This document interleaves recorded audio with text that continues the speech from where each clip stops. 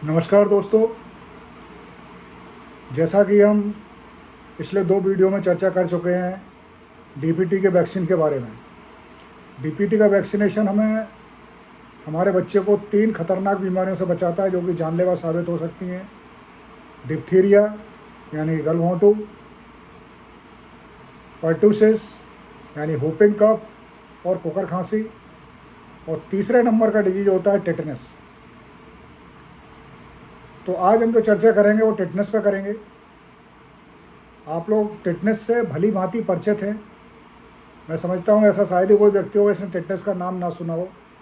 कहीं भी चोट लग जाती है, ब्लड आ जाता है तो आदमी तुरंत डॉक्टर के पास जाता है कि भाई टिटनेस का टीका लगा दीजिए। तो टिटनेस के वैक्सीनेशन से आपका टिटनेस से बचाव होता है। तो उसी टिटनेस के बारे में थोड़ी चर्चा करूँगा कि जब बच्चा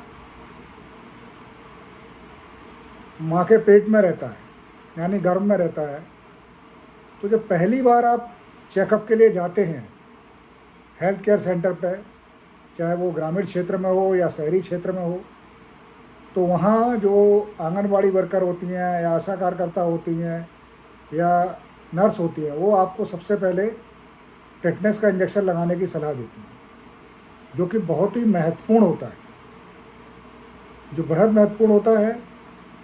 और 2 टिटनेस के इंजेक्शन मदर को लगाना अत्यंत महत्वपूर्ण होता है 1 महीने के गैप से। ये ना सिर्फ आपको टिटनेस से बचाता है यानी बच्चे की माँ को टिटनेस से बचाता है, बल्कि इसके एंटीबॉडी शिशु के ब्लड में भी पहुँचते हैं, जिससे शिशु का भी बचाव टिटनेस से होता है। टिटनेस के बारे में अपन थोड़ा विस्तार से चर्चा करते हैं कि न्यूनेट्स में कुछ दशक पहले मौत का एक बहुत बड़ा कारण टिटनेस हुआ करता था। हम लोग इसको टिटनेस नियोनेटरम के नाम से बुलाते हैं। तो टिटनेस नियोनेटरम एक बहुत बड़ा कॉज ऑफ डेथ कुछ दशक पहले हुआ करता था। जब से इसके एरेडिकेशन की तैयारी की गई है तो काफ़ी हद तक डेथ, यानी मैं कहूँगा बहुत अधिक डेथ टिटनेस से बचाई गई हैं। जो मैंने आपको बताया अभी कि टीटी के 2 वैक्सीनेशन मदर को लगाए जाते हैं, वो बहुत महत्वपूर्ण भूमिका निभाते हैं मदर और बच्चे दोनों को टिटनेस की बीमारी होने से रोकने के लिए। जैसे कि अब आप ये जानना चाहेंगे भाई टिटनेस से डेथ कैसे हो जाती थी बच्चे की या माँ की।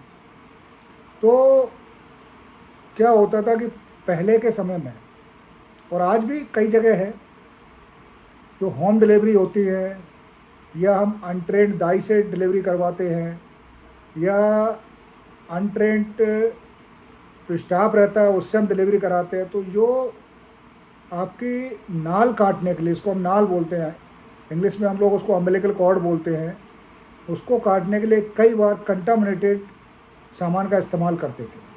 आजकल तो सर्जिकल ब्लेड उपलब्ध है, उनको एक बार ही यूज किया जाता है, यूज एंड थ्रो रहते हैं, तो चांसेस बिल्कुल ना के बराबर होते हैं टिटनेस में।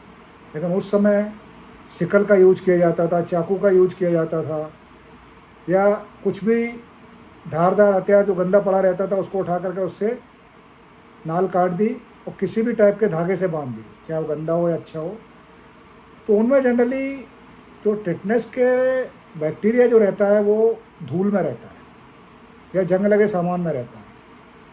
तो धूल और जंग लगे सामान का जरा सा भी टच अगर उस समय होता था तो अम्बिलिकल कॉर्ड बहुत बड़ा इन्फेक्शन का सोर्स होती है।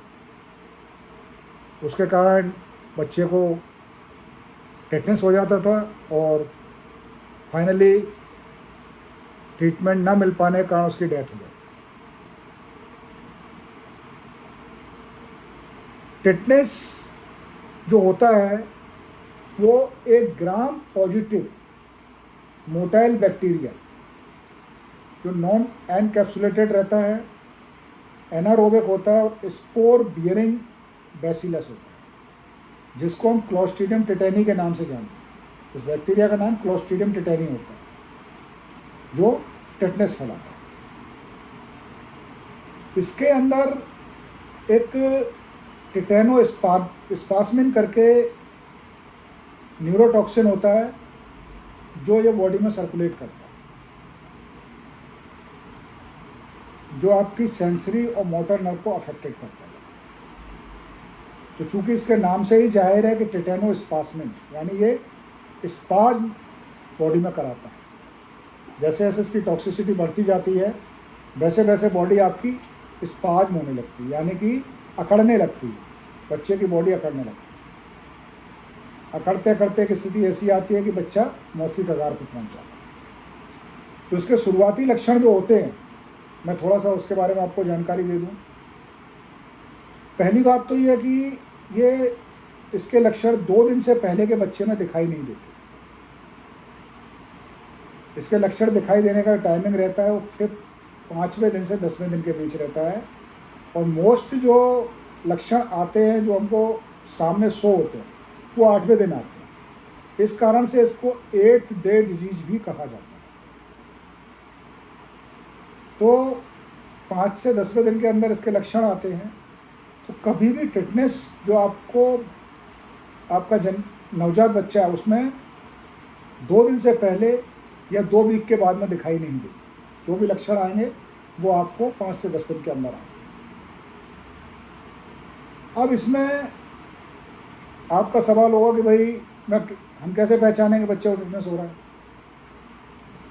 तो सिंपल सा उसका तरीका होता है कि बच्चा आपका अनावश्यक बिना कारण रोए जाएगा। बिना कारण रोना, रोने के साथ साथ दूध छोड़ देना। जनरली क्या होता है, बच्चा रोता है, हमने आंचल से लगाया, दूध पीना शुरू कर देता है। इस केस में बच्चा दूध नहीं पिए। उसके साथ साथ उसका मुंह जो है वो हल्का सा खुला रह जाएगा। क्यों? क्योंकि गर्दन की जो मसल्स रहती हैं उसमें स्पाज्म आना शुरू हो जाएगा। तो जब उसमें स्पाज्म आता है तो मुंह इस टाइप से खुला रह जाता है, तो बच्चा दूध पकड़ भी नहीं पाएगा। इसके साथ साथ फिर आपको जो मुंह आपका खुला रह जाएगा, गर्दन में धीरे धीरे करके पूरी बॉडी की मसल में ये एक्टिवेट होना शुरू हो जाता है। ये आपका बच्चे का जो जॉ होता है, या अगर बड़ों में भी टिटनेस होती है जॉ होता है, तो ये लॉक जॉ हो जाता है। लॉक जॉ होगा तो आपका मुंह ऐसे खुला रह जाएगा, फिर आप खाना वगैरह नहीं खा पाएंगे। इसके साथ साथ जो आपके लैरिंग्स और ट्रैकिया रहते हैं, यहाँ पर भी स्पाज्म आना शुरू हो जाता है। रेस्पिरेटरी मसल्स रहते हैं उसमें स्पाज्म आना शुरू हो जाता है, तो आप सांस प्रॉपर नहीं ले पाते हैं, जिसके कारण बॉडी में ऑक्सीजन की कमी शुरू हो जाती है। जब ऑक्सीजन ऑर्गन तक नहीं पहुँचेगा तो वहाँ साइनोसिस शुरू हो जाएगी, वो पार्ट डेड होना शुरू हो जाएगा। तो अगर सही समय पर हमने नहीं पहचाना और इस टाइप का अगर कोई भी लक्षण दिखाई देता है तो तुरंत बिना देर किए हुए अपने डॉक्टर के पास या शिशु रोग विशेषज्ञ के पास ज़रूर लेके जाएं, जो अत्यंत ज़रूरी होता है। चूँकि एक बार अगर टिटनेस का बैक्टीरिया बच्चे के बॉडी में गया है तो घर पर मैनेजमेंट होना इम्पॉसिबल होता है। आप घर पर उसको मैनेज नहीं कर सकते हैं। आप किसी भ्रांति में रहते हुए अगर बच्चे की डेथ हो जाए, ये कहेंगे भाई ऊपर वाले की मर्जी थी। तो इस टाइप के अगर लक्षण आपको दिखाई देते हैं कि बच्चा लगातार क्राई कर रहा है, दूध नहीं पी रहा है, उसका मुंह खुला रह गया है, गर्दन भी उसकी थोड़ी सी अकड़ रही है, और पीठ जो है, जनरली पीठ ऐसे रहती है, अगर पीठ उसकी इस टाइप से होने लगे, बच्चा टेढ़ा होने लगा, गर्दन पीछे को जाने लगे, तो उसको आप 99% मानिए कि एज के 5 से 10 दिन के भीतर की बात कर रहा हूँ कि टिटनेस से हो सकता है आपका बच्चा सफ़र करे। आप दूध भी ज़बरदस्ती मुंह में डालेंगे तो बच्चा उसको निकाल देगा लाइक दैट उल्टी। तो इस टाइप के अगर कोई भी लक्षण, जैसे कि मैंने बताया कि न्यूरोटॉक्सिन होता है और स्पाज्म करना इसका मेन जो कार्य रहता है, वो स्पाज्म करना रहता है बॉडी को। पूरी बॉडी आपकी स्पाज्म होगी यानी अकड़ जाएगी। अगर ट्रीटमेंट टाइम से नहीं मिलता है और हम टाइम से डायग्नोसिस नहीं कर पाते तो बॉडी आपकी अकड़ती चली जाएगी बच्चे की, और एक स्थिति ऐसी आएगी कि फेफड़े सांस नहीं ले पाएंगे, सांस नहीं जाएगी, पूरी मस्कुलर बॉडी आपकी रिजिड हो जाएगी, यानी दृढ़ हो जाएगी, अकड़ जाएगी। तो उसके बाद अगर इस स्थिति में पहुंच जाते हैं तो बचने के चांस बहुत कम हैं। इसलिए शुरुआती लक्षण दूध ना पीना, तुरंत क्राई कर रहा है बच्चा आपका, दूध नहीं पी रहा है, मुंह उसका खुला रह रहा है, या गर्दन थोड़ी सी पीछे को जा रही है और पीठ थोड़ी टेढ़ी हो रही है, तो तुरंत आप अपने शिशु रोग चिकित्सक के पास लेके भागिए उसको, क्योंकि उसका मैनेजमेंट आप घर पर नहीं कर सकते हैं, ये चीज़ आप मान के चलिए। अब इसकी अपन ट्रीटमेंट की बात करें, ट्रीटमेंट तो सारा का सारा हॉस्पिटल में ही होना है, घर पर कुछ नहीं होगा। तो जो आपके शिशु रोग चिकित्सक एडवाइस देंगे वही आपको फॉलो करना है, और उसी के आधार पर, चूँकि टिटनेस इतना खतरनाक बैक्टीरिया है, और अगर ये पूरी तरह से अपने कहना चाहिए फॉर्म में आ जाता है तो 50 to 75% तक डेथ होने के चांस रहते हैं, और 25 से 50% तक रिवाइव होने के चांस रहते हैं। तो रिवाइव होने के चांस कम रहते हैं। अब इतनी खतरनाक बीमारी जो आपके बच्चे के लिए जानलेवा साबित हो सकती है, उससे बचने का बहुत ही सुंदर, सरल और सस्ता उपाय, सस्ता क्या, निःशुल्क उपाय, कि एक जब बच्चा माँ के पेट में है तो 2 टीके लगवाने में बिल्कुल देर नहीं करना है माँ को टिटनेस के। जो भी आपके हेल्थ वर्कर दीदी हैं आपको जो समय दे रहे हैं उस समय पर जाके मदर को टीके लगवाइए। बच्चा डिलीवर हो जाता है, उसके बाद में 1.5, 2.5, 3.5 महीना, फिर उसके बाद 18 महीने पर, फिर 5 साल पर और 10 साल पर आपको ये टिटनेस के टीके रेगुलर लगवाना होते हैं, जो शासन द्वारा आपको बिल्कुल निःशुल्क दिए जा रहे हैं। आपका 1 पैसा वहाँ खर्च नहीं होना। बस मेरे निवेदन यही है आपसे कि आप समय रहते वो टीके लगवाएं बच्चों को। मैं फिर वही कहूँगा जो पिछले टीकों के बारे में मैंने कहा, ऐसा नहीं कि भाई 5 तारीख की डेट है, अपन 10 तारीख को जा रहे हैं, 15 को जा रहे हैं, 20 को जा रहे हैं, 1 महीने बाद जा रहे हैं। टीका लग जाएगा, लेकिन उसके इफेक्ट वो प्रॉपर नहीं आ पाते हैं जो समय रहते आना चाहिए। तो जो डेट आपको दी जाती है उस डेट पर जाके आप अवश्य लगवाएं टीके, और वो टीके लगना ही एकमात्र उपाय है टिटनेस से बचाव का आपके। तो वो उपाय आप जरूर अपनाएं, क्योंकि निःशुल्क है, आपके बच्चे के लिए जानलेवा बीमारी से बचाने का साधन है।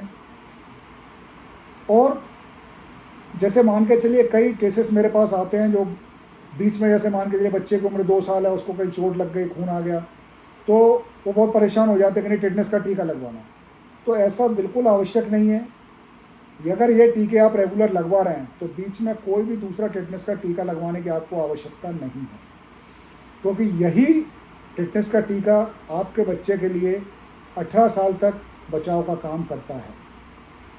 आपने 1.5 महीने पे, 2.5 महीने पे, 3.5 महीने पर, 18 महीने पर और आपका 5 साल पर और 10 साल पर अगर टीके लगवा लिए हैं तो बीच में कहीं भी आपको टिटनेस का एक्स्ट्रा टीका लगवाने की आवश्यकता नहीं है। तो आज के लिए इतना ही। अगले वीडियो में फिर नई वैक्सीन और उससे रिलेटेड बीमारी को लेकर के हम चर्चा करेंगे। अगर वीडियो पसंद आती है लाइक करना, सब्सक्राइब करवाना ना भूलिएगा। तब तक के लिए बाय बाय, सी यू।